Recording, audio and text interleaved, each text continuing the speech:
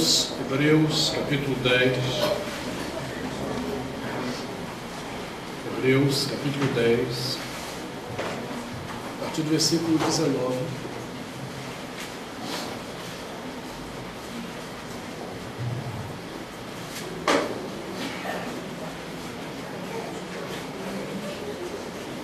Diz assim a palavra de Deus: Tendo, pois, irmãos, intrepidez para entrar no Santo dos Santos, pelo sangue de Jesus, pelo novo e vivo caminho que Ele nos consagrou pelo véu, isto é, pela sua carne, e tendo grande sacerdote sobre a casa de Deus, aproximemo-nos com sincero coração, em plena certeza de fé, tendo o coração purificado de má consciência e lavado o corpo com água pura.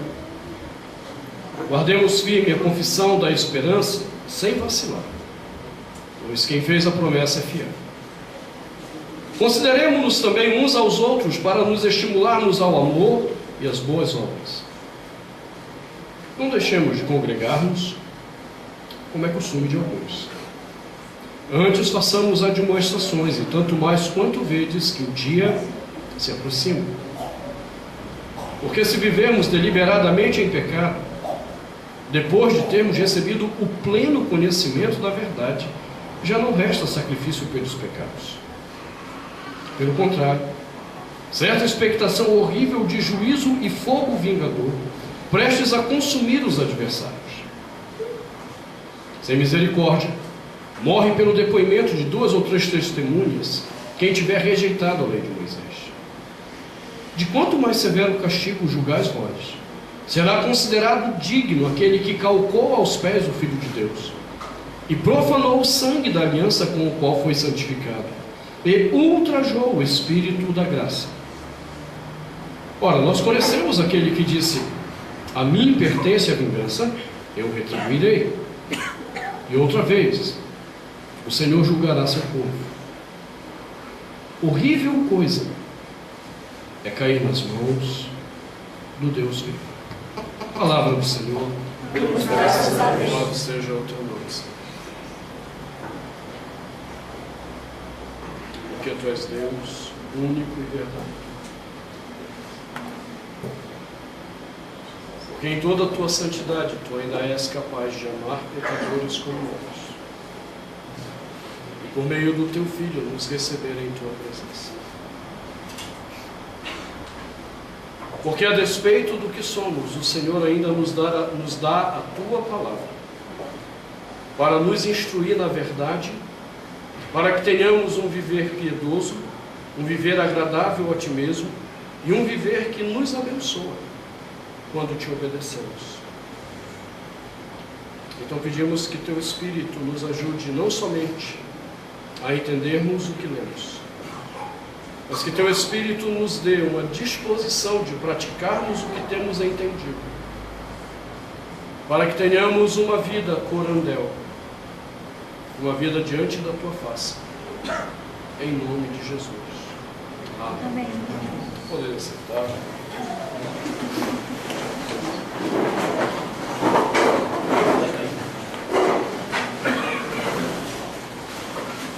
Uma das ricas lembranças que Deus me deu ao longo da minha vida eram os períodos de feriado, quando nós éramos crianças lá em Macapá. Meus pais tinham um hábito muito interessante de, nos feriados, a gente, via de regra, ir para o interior. E interior do Amapá, irmãos, é mata, é floresta amazônica. E a gente levantava cedo, bem cedo, e montava lá na F100, eu acho, era aquele carro lá. Eram os carros da época, não F100. E lá ia eu, Alex, e Alô, acho que ele era pequeno, ia lá dentro com a mamãe. A gente ia lá atrás, podia naquela época, não pode mais. Né? Graças ao bando de filho irresponsável que ficou aprontando e caindo dos carros, não pode mais. Mas a gente ia pegando aquele vento gostoso lá no meio da floresta. E a gente ia para o interiorzão. Cidades do interior. Meus pais adoravam pescar, eu adorava comer peixe, era uma parceria perfeita. Eu odeio pescar. Não me convide, isso é um programa de índio para mim. Tá? Se você quiser me convidar para ir para um local assim, me convide, mas não tenha certeza que eu vá pescar, que eu não gosto de pescar. Mas eu com certeza eu estarei lá na hora do almoço com peixe frito, não tenho a menor dúvida disso. E os locais eram extremamente lindos e agradáveis. Então quando nossos pais diziam, vamos viajar, era uma alegria. A gente queria levantar cedo para pegar a estrada e ir para o meio da floresta. Quando a gente recebe um convite assim, daquilo que te agrada, é muito legal. Quando você sabe que você vai chegar lá e vai ter um monte de coisa para fazer, para se divertir, é muito legal. E quando você recebe um convite para ir em algum lugar, que você diz, mas o que tem lá? E não tem nada. Como é que você reage? Do lado da nossa casa em Macapá, não do lado, passando algumas casas, tinha uma senhora. E ela me lembra muito a história da Bruxa do 71, do Chaves. Tinha um episódio da Bruxa do 71 que dizia assim, vamos lá na casa da Bruxa do 71. Não! Havia um medo. No Chaves há um medo de entrar na casa da Bruxa do 71. E há também uma ignorância. Porque eles imaginam que não existe. Quando se falava de ir na casa dessa senhora, o pessoal dizia assim, a mulher é bruxa, ela mexe com um negócio meio esquisito e tal, e havia um medo. Ela era uma senhora deficiente. Morava numa casinha de madeira, isso é muito típico na minha terra. Acho que ainda é, o Alan teve lá, ainda tem casa de madeira lá. Ela morava numa casinha pequenininha de nada. Eu não sei nem se a casa dela dava ao quarto da casa paroquial onde era o meu quarto. E por ser deficiente, o pessoal dizia assim, essa mulher mexe com capeta, tem um negócio aí, tinha muito gato na casa dela. Aí pronto, juntava tudo. Ainda tinha gato lá, magia negra, capetamento. E eu lembro que, eu não lembro exatamente porquê, mas o que eu lembro é que de alguma forma eu e o Alex, a gente foi se aproximando dela. E não havia nada de estranho, nada da Bruxa do 71. Antes, pelo contrário, era uma senhora muito agradável, uma senhora muito solitária. E que devido à deficiência dela, ela tinha que se arrastar, ela não conseguia andar. Ela se arrastava na casa. Você imagina o grande esforço que ela tinha que fazer para cumprir as atividades do dia a dia. Ela morava sozinha. Era uma mulher que tinha sido abandonada pela sua família, ninguém vinha visitá-la. E depois de conhecer, houve um tempo que eu e o Alex, a gente vivia lá. O Alex está lembrando dessa história, ele vivia lá, era cheio de gato a casa. Eu nunca gostei de gato. Passei até a gostar de gato por causa dessa mulher. Uma vez a gente até teve uma ninhada por lá, a gente escondeu lá em casa os gatos. A gente faz essa convivência. E era muito legal quando dizia assim, cara, vamos lá na casa dela? Vamos. Mas o que tem lá pra gente? Nada, eu não gostava de gato. A casa dela era extremamente pobre, paupérrima. Ela em si não podia oferecer um cafezinho, um biscoitinho, não podia oferecer nada. E por que a gente ia lá? Porque eu ouvia as histórias dela. Conversar com ela era muito bom. Nós temos aprendido que quando Deus nos chama para entrar em intimidade com Ele, Ele já deixou claro que nós não temos essa condição. Que na verdade, no nosso coração não há nenhuma disposição de se aproximar de Deus. Nós amamos o pecado, queremos o pecado, desgraçadamente queremos andar no pecado. Isso aqui é a natureza do homem. O homem não ama Deus por natureza, o homem odeia Deus por natureza.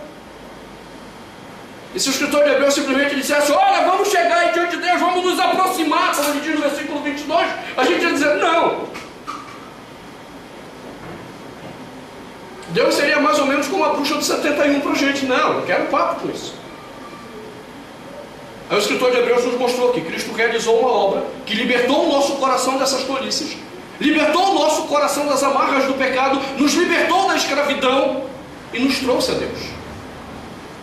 Porém, mesmo salvos, nós vimos nesses últimos domingos que no versículo 22, quando ele diz aproximemo-nos, no livro de Hebreus há duas questões chaves que nos mostram por que, mesmo salvos, ainda não desfrutamos de uma intimidade com Deus: medo e ignorância. Somos chamados como salvos, não só a salvação, mas somos chamados a desfrutarmos de uma relação íntima com Deus, mas o medo e a ignorância nos travam. E vimos então nesses dois últimos domingos como o Senhor quer tratar disso conosco.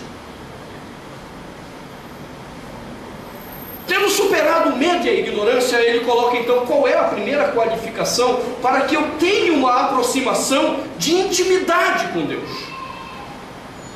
E essa primeira qualificação, segundo o escritor de Hebreus, é: aproximemo-nos com sincero coração. Talvez você não entenda isso se você não entender o convite dele. Versículo 19, ele diz: tendo, pois, irmãos, intrepidez para entrar no santo dos santos. Eu não sei quantos de vocês já estudaram a estrutura do tabernáculo, que depois foi para o templo. O que tem no santo dos santos? Nada.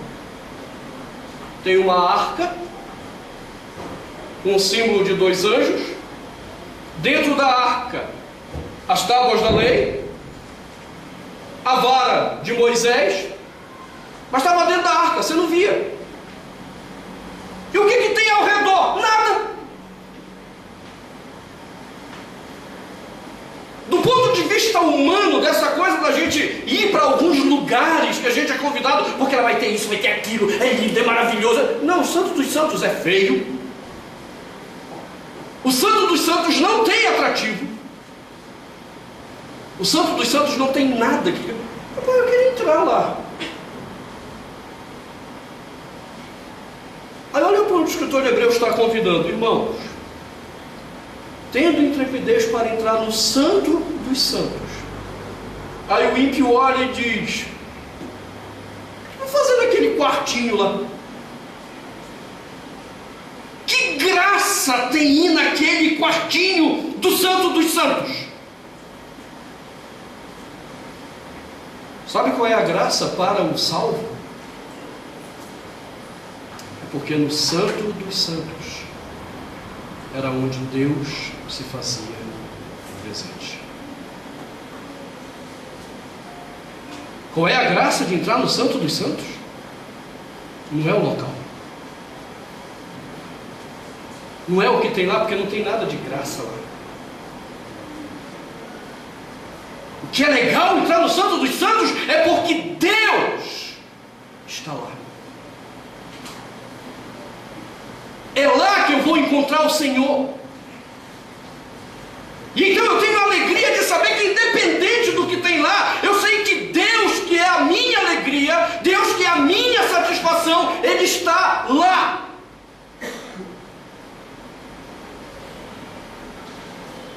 Talvez agora você consiga relacionar o que ele está dizendo com sincero coração. Por que nós não conseguimos desfrutar de uma intimidade com Deus genuína, mesmo salvos? A palavra grega que foi traduzida aqui como sincero coração é uma palavra que tem sentido de não hipocrisia, ou de um coração não dividido. O que é que você quer quando se aproxima de Deus? O que você deseja quando se aproxima de Deus? É muito interessante, há uma história no Evangelho de Marcos, capítulo 10. Se você quiser abrir, olha essa história, ela é muito interessante. Essa história começa lá no capítulo 8, mas eu não vou ter tempo de explicar toda a história para você. Mas no capítulo 10 há uma cena espetacular. Versículo 32, Jesus estava andando com os discípulos e vinha instruindo uma questão muito interessante. Ele dizia: estavam de caminho, subindo para Jerusalém, e Jesus ia adiante dos seus discípulos. Estes se admiravam e o seguiam, tomados de apreensões. E Jesus, tornando a levar à parte os 12, passou a revelar-lhes as coisas que lhe deviam sobrevir, dizendo: eis que subimos para Jerusalém, e o Filho do Homem será entregue aos principais sacerdotes e aos escribas. Condená-lo-ão à morte e o entregarão aos gentios. Vão de escarnecê-lo, cuspir nele, açoitá-lo e matá-lo, e depois de 3 dias ressuscitará. Está entendendo o tema, as palavras tensas de Jesus? Irmão, para onde a gente está indo? É um lugar de humilhação, é de morte. Ele termina de falar isso, aparecem 2 irmãozinhos apóstolos, 35. Então, ou seja, após essas palavras, se aproximaram dele Tiago e João, filhos de Zebedeu, dizendo-lhe: mestre, queremos que nos conceda o que vamos te pedir. E ele lhes perguntou: o que quereis que vos faça? Responderam: permite-nos que na tua glória nos assentemos um à tua direita e outro à tua esquerda. Esses caras não entenderam nada. Eu estou dizendo a você que, como seu mestre, eu estou indo para Jerusalém, e lá eles vão aprontar comigo, eles vão me matar, escarnecer, me esbofetear, vão aprontar. Lá vai ser um lugar de humilhação. E aí vocês vêm e dizem assim: Senhor, concede-nos sentar na tua glória, um à tua direita e outro à tua esquerda. Por que esses caras estavam andando com Jesus? Qual era a motivação do coração deles de estar com Jesus? Eram homens tão próximos e ainda tão perdidos. Porque a satisfação deles não estava em estar com Jesus. A satisfação do coração deles não era a presença de Cristo com eles. Então a questão que se levanta agora em Hebreus para a gente é a mesma. Qual é a tua satisfação? Quando você é chamado a se aproximar de Deus, qual é a tua satisfação?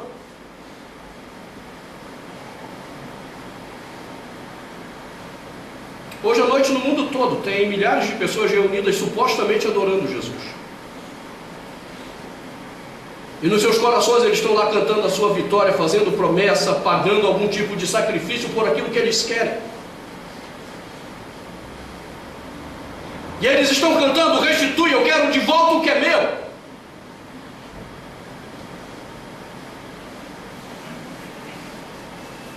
Você percebe o que eles estão dizendo?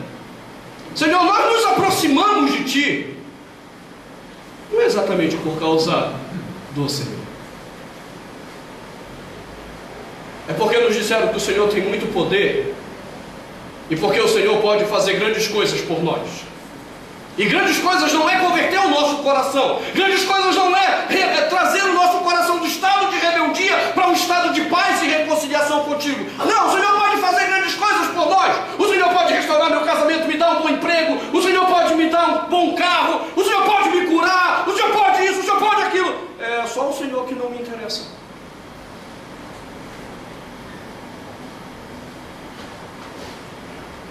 Dias atrás eu estive na Rede Gênesis dando uma entrevista junto com o pastor Carlos Augusto Pires.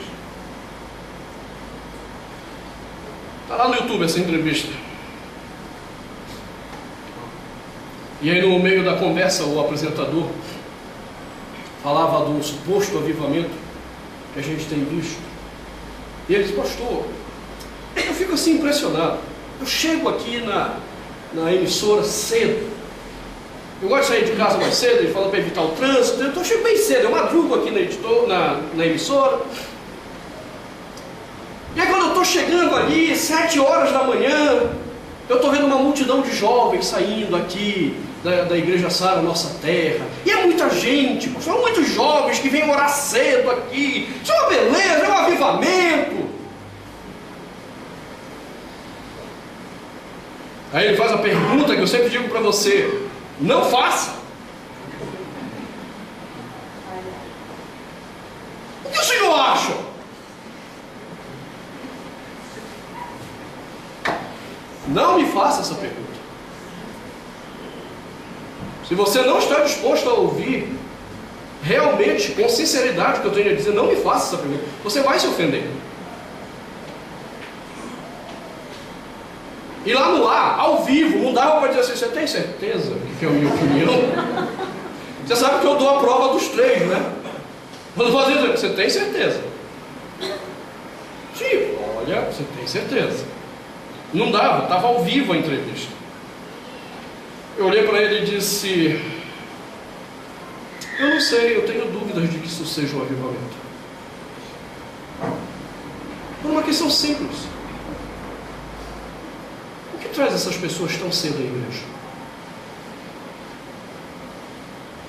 Elas realmente estão levantando porque elas dizem: puxa, eu preciso de um momento com Deus, cara. Nossa, meu coração está ardendo pela presença de Deus. Eu quero muito estar na presença de Deus. Ou essas pessoas levantam: puxa, eu preciso ir na igreja, tem uma prova hoje na faculdade para fazer. Tem um concurso que eu estou me preparando. Nossa, ontem eu tive uma notícia ruim, fui demitido. Puxa, eu briguei com a minha mulher, eu quero ir lá na igreja. Porque se essas são as razões para estarmos na igreja, você nunca vai saber o que é intimidade com Deus. Intimidade se desfruta pela pessoa, pelo que ela é, não pelo que ela te dá, não pelo que ela faz por você, mas por quem ela é. É essa a questão de Hebreus. Eu lembro que quando eu coloquei isso para ele, ele disse assim: o senhor acha, será que é isso? Eu disse assim: eu não tenho como julgar as pessoas que vêm aqui, mas o que eu vejo nessa igreja é isso: as pessoas não buscam a Deus por causa de Deus. Então, quando você não tem prazer em estar na presença de Deus porque Ele é Deus, quando Deus não é a alegria do seu coração, quando Ele não é a satisfação da sua busca, então você não sabe o que é intimidade. Você não tem ideia do que é intimidade. Esses dias, por 2 ocasiões, eu tive que falar sobre um assunto bem interessante, que é sobre sexo para a glória de Deus. Eu estive lá na primeira igreja batista de Braslândia e outra estive na Assembleia de Deus, falando sobre esse mesmo assunto. E eu falava para eles de algumas mentiras que a gente tem aprendido. Do tipo: sexo não é tudo no casamento, mas é 50%. Não. Casamentos vivem sem sexo. Outra mentira: não, a gente precisa de sexo. É uma necessidade fisiológica do homem. Mentira. Não conheço ninguém que morreu porque não transou. Aí tem a propaganda lá do Medical Group dizendo: sexo é vida. Não, irmão, vida é vida, sexo é sexo. São mentiras que a gente vai aprendendo. E aí eu contei uma história para eles entenderem que isso não é um mero discurso. São pessoas que têm entendido a verdade disso. E um homem que me impactou muito a história dele foi o Dr. Whitlock. Whitlock, ele era o reitor da faculdade de teologia da Universidade de Columbia. Columbia University, uma das mais importantes universidades norte-americanas. E ele era o reitor do departamento de teologia. Ele já estava chegando à idade dos 60 anos, a esposa dele uns 56, 55, 56 por aí. Ela era um pouco mais nova que ele. E aí tiveram que fazer um exame. Ela não estava bem de saúde. Detectaram uma bactéria muito rara, que estava alojada ali na região do útero, e tudo que envolve o útero. Eu já disse a todos, eu não tenho vocação para R.R. Soares. O R.R. Soares, ele aprendeu lá como é que é a anatomia, né, do corpo e as doenças. Aí quando ele começa a orar, ele vai repreendendo na anatomia, na doença X, e eu não tenho essa vocação. É ali a região do útero. E era muito agressiva essa bactéria, não havia um remédio para essa bactéria. E só havia um jeito de evitar que a esposa viesse a óbito, se a bactéria se alastrasse. Tinha que retirar tudo, limpar tudo. Como essa bactéria ela é adquirida por meios externos e se aloja nessa questão na área do útero, só tinha um jeito de que aquela bactéria não voltasse mais a ela. Eles tinham que costurar todo o canal da vagina. Consequência? Não tinha mais sexo.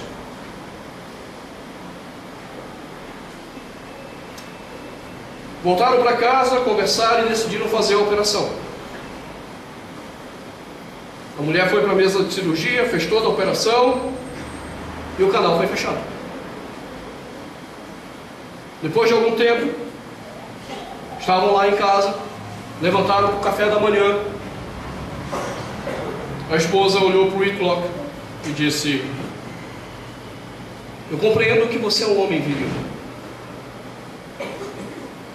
Você é jovem. Eu disse: você é uma mulher otimista. Eu com quase 60 anos, você é um jovem. E eu entendo que é justo que você se separe de mim caso você queira, porque eu não posso mais lhe oferecer uma vida sexual ativa. O Whitlock olhou para ela e disse: é isso? E ela triste disse: é isso. Ok. Ele pegou, deu um beijo na testa dela e foi trabalhar. E aí ela ficou triste, porque como toda mulher que é contaminada, né, pelo romantismo, o que é que ela esperava? Ela esperava: não, meu amor, eu te amo, não sei o quê. Ele não fez nada disso. Nossa, se você é uma mulher contaminada por essa praga desgraçada que chama-se romantismo, você tem que ler o livro do Timothy Keller, Deuses Falsos. Ele vai te mostrar de onde veio essa desgraça de amor romântico. Isso não é bíblico. Ele foi trabalhar e ela ficou triste. Chegou no final do dia, o Whitlock volta para casa. Como não vou voltar, só um detalhe, eu não estou dizendo que você não tenha que ser carinhoso, estou discutindo o problema do amor romântico. Também não deve tratar a mulher com a idade da perna. Vem cá, bora! É que eu falo uma coisa aqui, o pessoal já sai distorcendo o que eu digo, e daqui a pouco eu tenho marido puxando a mulher pelo cabelo achando que é isso, né? O Whitlock volta no final da tarde para casa, olha para a esposa e diz: olha, vamos arrumar nossas malas. Eu disse: mas como assim? Vamos viajar? Ele disse: vamos, aí. Eu disse: mas e o seu trabalho? Ele olhou para ela e disse assim: você lembra o que nós tínhamos combinado quando eu me aposentasse? Nós íamos viajar. Nós íamos ficar curtindo um ao outro.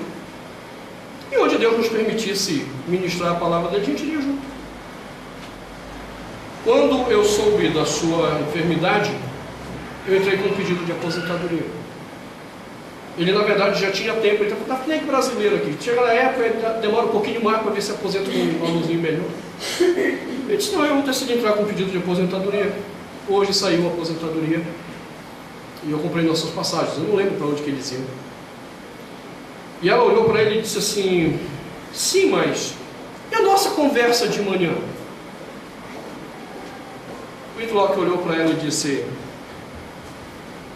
eu nunca amei você por causa do sexo que você fazia ou fez comigo. Eu sempre te amei pela mulher que você é,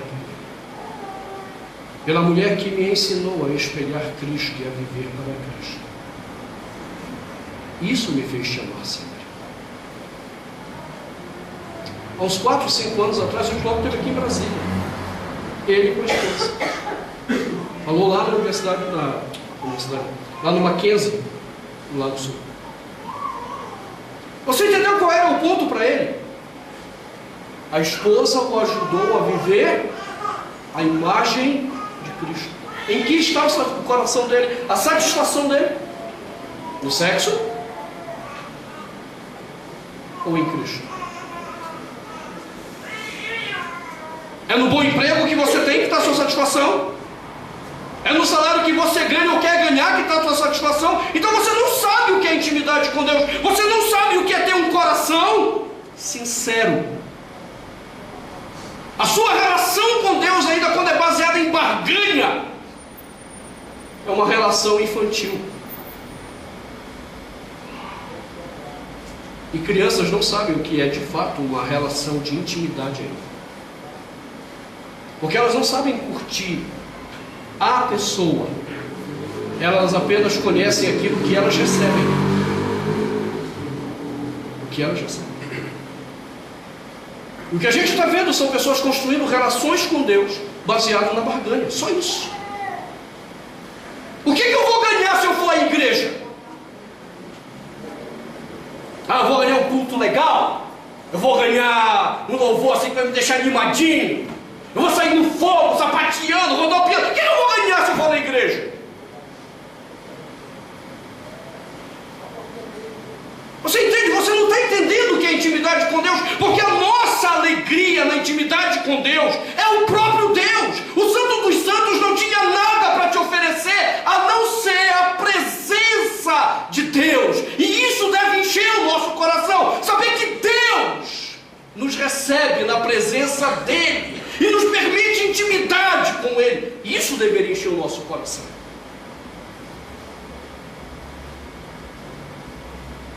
A gente canta, te louvarei, não importam as circunstâncias. Aí acontece uma besteirinha de nada na vida, o cara não vem mais na igreja, não ora mais, não lê mais a Bíblia. Eu te louvarei. Não importam as circunstâncias. Hipócrita, falso, fariseu. Qual era o problema do fariseu? É que ele desenvolveu uma pseudo-piedade com Deus para ser visto pelos homens. Era a glória do fariseu. Nossa, como ele é piedoso, hein? Que homem crente. Era a glória dele. Por isso Jesus diz, olha, se você ora para ser visto pelos homens, você já ganhou a tua recompensa. Se você estende a mão para alguém para ser visto pelos homens, você já ganhou a tua recompensa. O que você não ganhou? O que você não recebeu? Intimidade com Deus. Quanto Deus e somente Deus é satisfação para você? Quanto Deus, a beleza dEle, a santidade dEle, o amor dEle é suficiente para alegrar o teu coração? Qualquer coisa que você diga que rouba a tua alegria, que não seja Deus, mostra quanto de idolatria ainda existe em você. Do que você precisa para ser feliz? E a resposta de uma pessoa que é íntima do Senhor é: nada além do Senhor. Nada além de Deus. O que você precisa? É isso que os escritores de Hebreus estão dizendo. Eu tenho que me aproximar de Deus com sincero coração.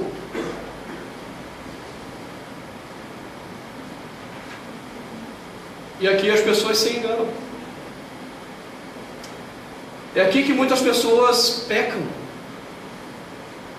Porque elas acham que podem não somente barganhar, elas acham que podem subornar Deus com seus ritos, com sua piedade, e esquecem que Deus não está olhando para o ato. Deus está olhando para o coração. Quão sincera é a sua aproximação de mim? Quanto você está satisfeito comigo na tua vida?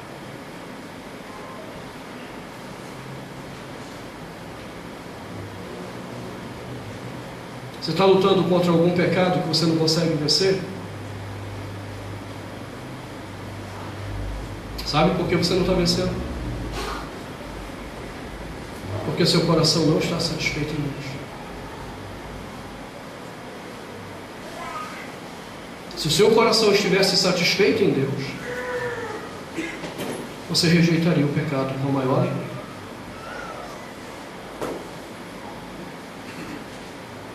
Seu coração não encontrou regozijo em Deus.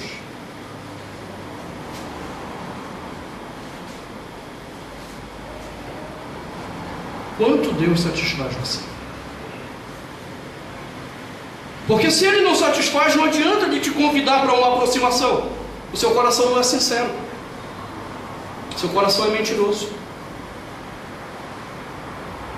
O coração dividido, Deus não recebe diante dele.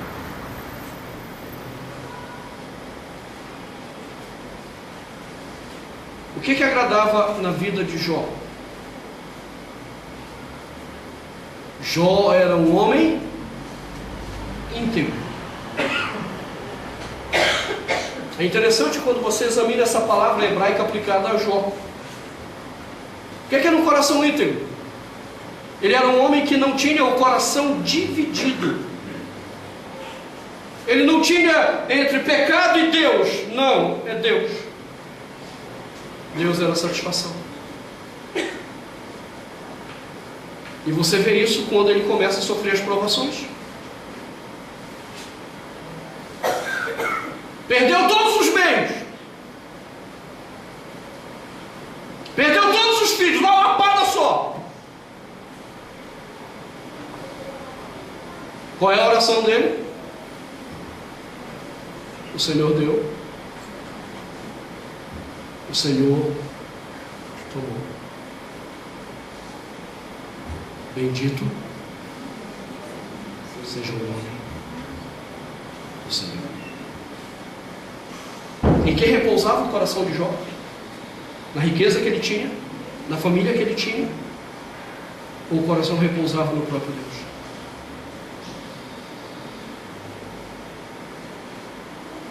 Um coração sincero que busca Deus é um coração que busca Deus pelo que Ele é, não pelo que Ele te oferece. Alguns de vocês conheceram isso nessa história do amor romântico. A menina iludida com o rapaz. Teve até um caso agora recentemente da menina lá do carrossel, que fugiu com um garoto. Essas besteiras do amor romântico.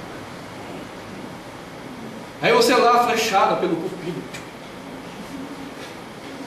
Aí o cara não tem onde cair morto. Ele diz, não, eu moro ali até debaixo da ponte. Não é isso? Por quê? É porque aquela pessoa, ela te dá mais prazer do que aquilo que ela pode te oferecer.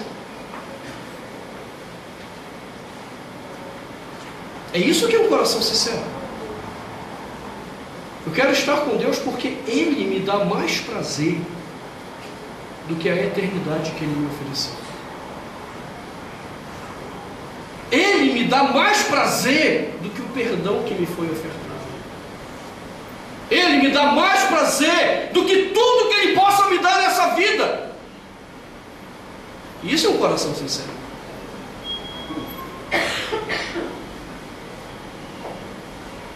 Você está entendendo por que pessoas não conseguem desenvolver uma intimidade com Deus? Porque o coração delas não está em Deus. Porque se estivessem em Deus, elas iam desejar a presença do Senhor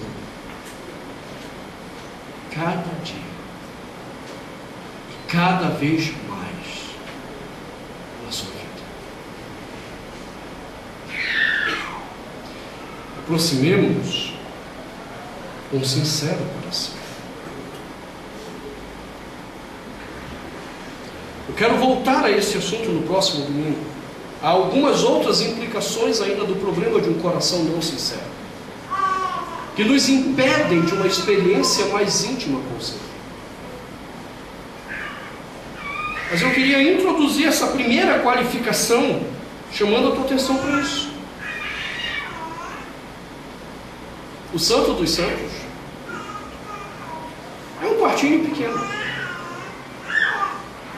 Tem nada de interessante a não ser a arca, que você nem pode abrir. O que vale a pena entrar naquele quartinho que não tem nada de interessante? É porque Deus estava lá. E essa era a alegria, poder entrar e estar onde Deus está. Ele é o prazer. Ele é a satisfação. Se o nosso coração entender isso, isso muda radicalmente a nossa relação com Deus.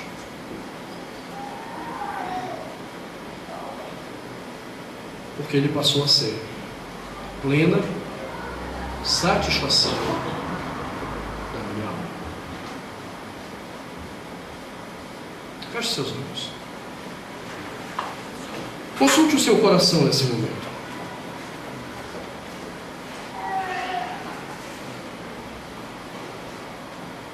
Pergunte para você mesmo, o que te trouxe a Deus?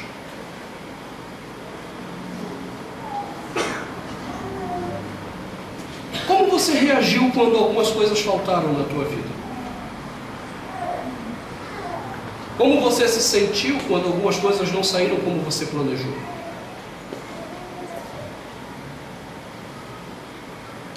E se o seu coração não encontrou felicidade em Deus nessas horas,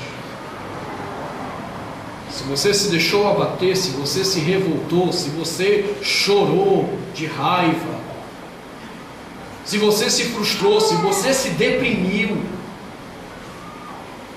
o que você estava dizendo é: Senhor, eu não estou de uma forma sincera diante de Ti. Eu tenho os outros interesses que não o Senhor no meu coração. Se você compreende isso, esse é o momento que Deus te dá para você dizer: Senhor, me perdoe pela minha infantilidade. Obrigado pela salvação que o Senhor me ofertou em Cristo Jesus. E me perdoe por ser tão infantil na relação que deveria ser uma relação tão profunda e bonita com o Senhor. Não somente me perdoe, mas me cure desse mal. Me ajuda a ter um coração que te ama, que te deseja, que queira o Senhor e somente o Senhor.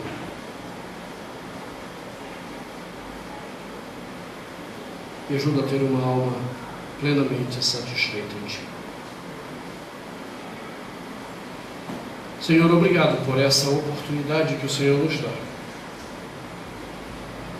de revermos a nossa vida e os nossos corações. Obrigado por isso que o Senhor mesmo tem ensinado ao meu coração e tem me ajudado a lidar com pecados na minha própria vida.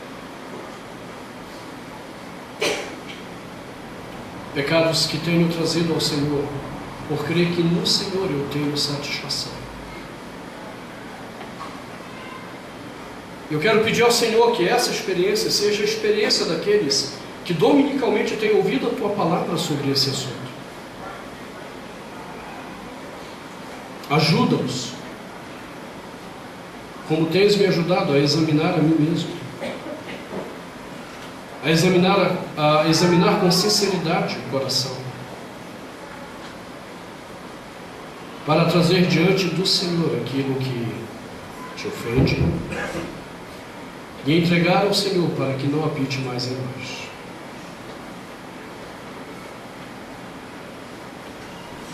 Ajuda-nos a descobrirmos a beleza de termos um coração satisfeito em Ti, Senhor. Para a glória do Teu nome, em nome do Teu Filho amado Jesus, que nos possibilitou essa presença diante de Ti. para confessarmos e sermos curados. Em nome de Jesus te pedimos tua bênção.